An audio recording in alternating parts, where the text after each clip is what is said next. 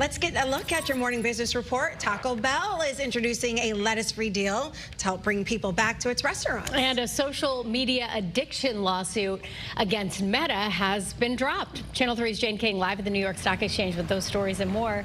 Good morning, Jane.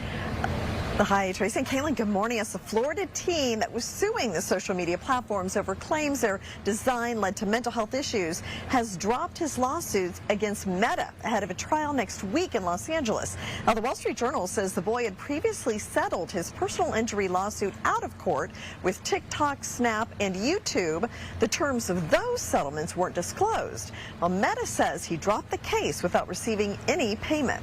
Well, the House passed a GOP-backed congressional stock trading ban, overcoming months of delays. Now, this bill would allow members of Congress, their spouses, and dependent children to hold on to stocks they already own, but would prevent them from buying new ones. Now, Republicans added a voter identification provision, which did erode some Democrat support.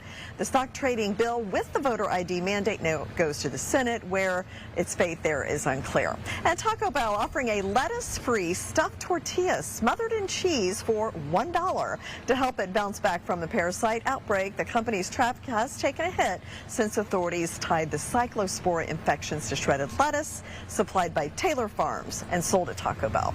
And stocks were lower yesterday. The Iran conflict pushed up oil and interest rates, and pretty much the same picture this morning. Stocks setting up for a lower start. We are seeing oil higher again today. Live from the New York Stock Exchange, I'm Jane King. Back to you. All right, Jane, thank you.